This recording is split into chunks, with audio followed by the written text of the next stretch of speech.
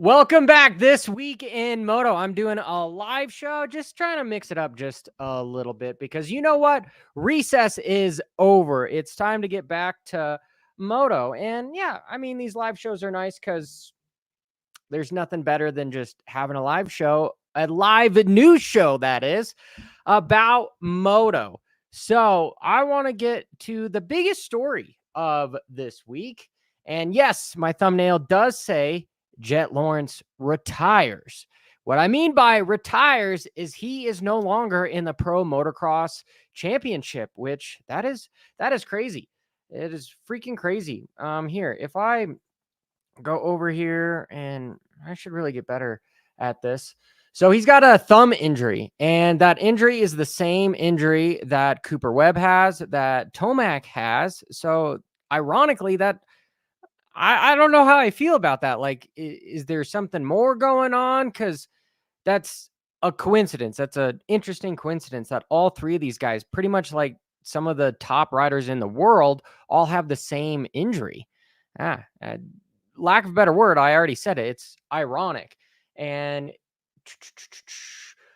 Michael Lindsay on the Vital Show, he released this just 13 hours ago, basically gives the medical diagnosis of what it is. Determined that Jett had torn his ulnar collateral ligament, or UCL. The technical diagnosis is proximal thumb avulsion fracture at the end. And you know what's funny is I think Michael Lindsay actually has the same injury too, with that ulnar nerve or UCL type deal. But this is unfortunate because as a fan, if I'm being biased, as a fan, I'm bummed to see him out because things were just getting good with Chase Sexton and his brother. Now it's just going to be a battle between his brother, Hunter, and Sexton. And truthfully, if I had to bet on anybody, I would say Sexton wins the championship, and especially with Red. But hey, why not? Happy 4th of July, guys. Happy Independence Day. Appreciate every single one of you. Try to launch as many illegal fireworks as you can, depending upon where you live. You know, I'm saying that with a grain of salt. Don't do that, but we all know that people probably have the big motors because those are always the best here. But my point is I'm watching Moto now. We're not going to see this man try to own everybody anymore. And it makes it seem, because if I look at what the news was saying, was there was a practice track this Tuesday. And so literally a couple days ago, this happened. And now he's going to Colorado to get surgery on it today on July 4th, which makes me think maybe there's been a nagging injury for a while. And this probably could be from Hangtown. If I'm allegedly speculating on anything, perhaps this injury started back then, because we haven't really seen Jett be the same. Guys have been really close to him, where beforehand he could just kind of run away from everybody and check out. He hasn't been able to as of late. So I kind of want to say that this is a little bit of a play on words, saying that this was a practice crash that happened literally on Tuesday. For that, I'm going, I don't know if I believe that, but I do believe he is injured and he is going to get it fixed, which is great. But he is going to be back for Super Motocross because he is leading the championship there. And at the end of Motocross, we're going to have the likes of Cooper Webb and Tomac return. And along those lines is these guys are going to race the OzX Open. At the end, this is going to be in November. Hey, I can't even pronounce your name.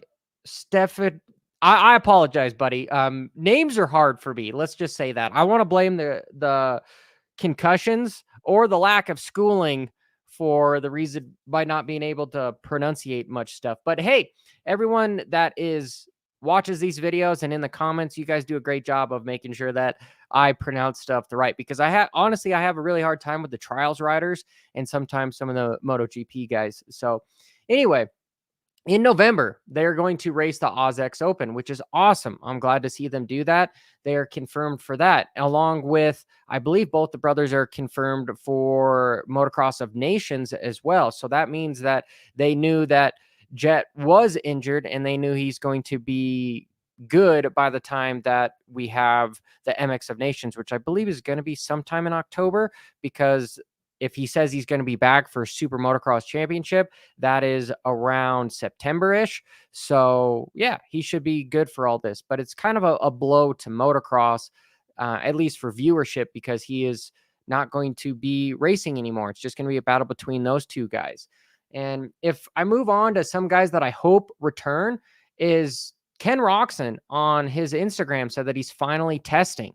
So what is he testing for? I would like to say that he's coming back to some of the later pro motocross rounds because he wants to get enough points to make sure he's not going to be in the LCQ for the super motocross stuff, because he's already, no matter what, qualified, because the way the rules have it is that if a rider wins a race, they're able to get into what's the word? They get to already qualify for the LCQs for the Super Motocross Championship. And I believe Ken Roczen, did he win the Arizona round in Supercross? Anyway, one of them. But it's cool to see him back testing on his 2009 Suzuki. Would really like to see this rider have a sheer factory team that has a bike that's built somewhat different, but he's making it work. And being somewhat of an independent contractor, he can do whatever he wants. I'd really would like to see him race some of the World Supercross rounds as well. And maybe we'll never see Ken Roczen race a newer factory besides maybe Ducati. That's where I'm going in my head, is if Roczen is going to sign with anybody, it would probably be Ducati. And for some reason, I still have intuition that Degan will do it as well in 2026 or so, because he's been trying to get to the 450 class. And if you think about the dynamic between the age between Jett and Degan, they're only a year apart, yet Jett has been able to basically win every championship he's been involved in, from 250s to 450s. And his resume is quite a bit better than Degan's at the moment. But Degan is that social media phenom that he is owning the 250 class right now. So there's good battles in both, but the 450 class in motocross definitely has a tighter battle between those two guys. And since I'm on the topic of talking about Degan, here, this is another angle that his dad posted of this epic pass. Here, let me try to zoom in on this a little bit, because I didn't get a chance to do my analytical video this week for lack of a better term of just, recess is now over with. So to me, this looks as if he was trying to scrub, and he's literally pre-jumping off of this, which is a total Bubba scrub. If you can see, I can't slow it down, but he jumps off of the lip about 5 to 6 feet beforehand and ends up making the pass around Levi Kitchen, almost jumps off the track. Just incredible, epic. And yeah, this rider did ride a couple days before the round at Southwick, and some of the media clips that he left, he looked like he was just WFO the entire time. And hey, this is a good segue. Coach Rob, I never forgot about you, dude. This news outlet is sponsored by Coach Rob's podcast, and he's got an awesome podcast that he does a couple times a month. One is Navigating Amateur MX. He had Andrew Short on last time, which was great to kind of show you what you should do, what you shouldn't do. While coming to that, make sure you check out Coach Rob's podcast. And other news, we knew that this was probably going to happen. And yeah, cycle news. I know on Instagram, you guys gave me a hard time that I didn't tag you in it. Here we go. It's cycle news. Love cycle news. They're the guys that always had like the big paper news deals. It felt like the Gazette, but it was just better because it was motorcycles. But anyway, yes. I digress. But anyway, all right, here we go. Having some fun with it. Broc Tickle.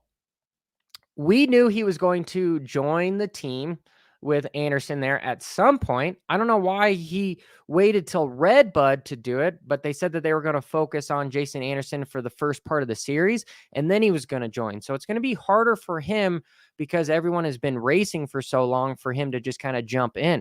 But now he's got one less guy to beat. He doesn't have to beat Jett Lawrence because he is out. If I had to predict where I would see this guy finishing, definitely inside the top 10, but I want to say that 5th to 10th for sure. I want to know what you guys think in the comments below. So let me know. And Coach Rob, it's good to see you in the chat, dude. So appreciate it. And I want also, first off, because I do normally these news shows every Wednesday, I want to know what you guys think about the live shows for it. Would you rather me edit them and get going, or would you rather see the live shows so that we can talk at the during the show? I want to know that as well. So make sure you let me know that. Hey, you guys are saying top 10? Sure. Like I said, I believe that he's going to get top 10.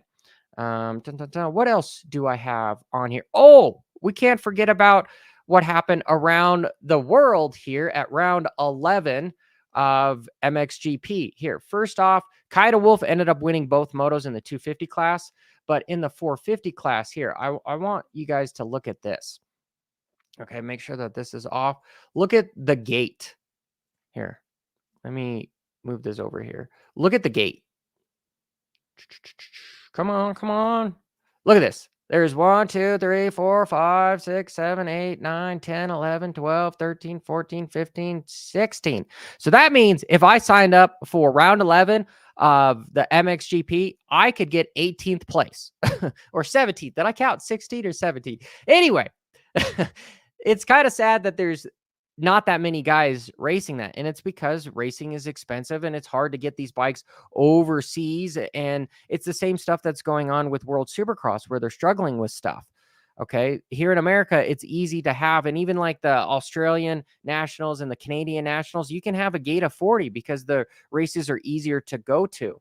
But we had, I'm saying it like as we, because this whole community, it's we, right?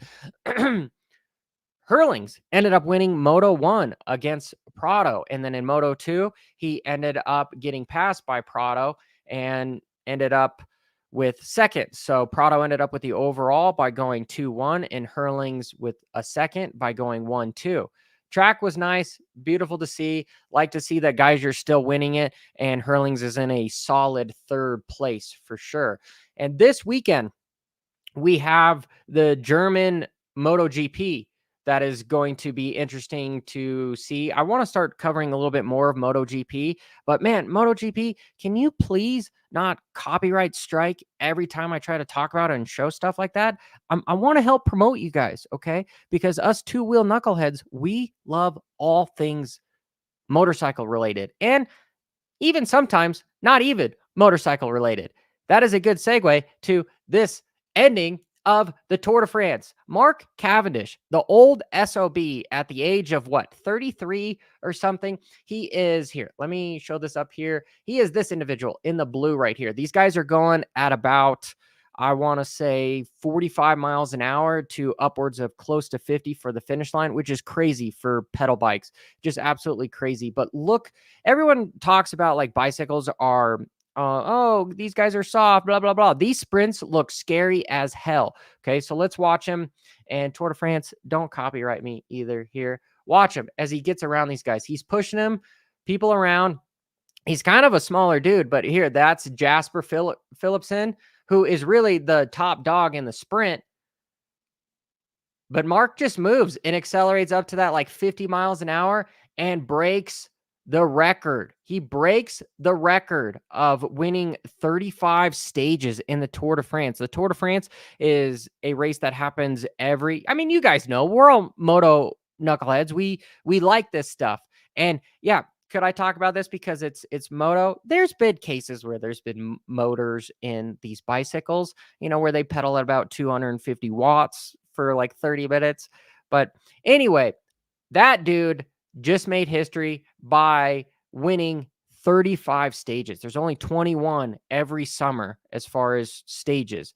And he is now going to go down in history with the record of all-time wins probably forever. But guys, hey, there's been 300 people in the chat right now. Make sure you hit that like button so that this can get pushed to other people, and that subscribe button. If you find any of these stuff that I do and it's worthwhile and it's entertaining, make sure you do that. Again, recess is over with. We're back to moto and everything. This is This Week in Moto. Appreciate every single one of you guys, and go out, Have a wonderful time with your family. It's Independence Day. We look forward to Redbud that's coming up this weekend.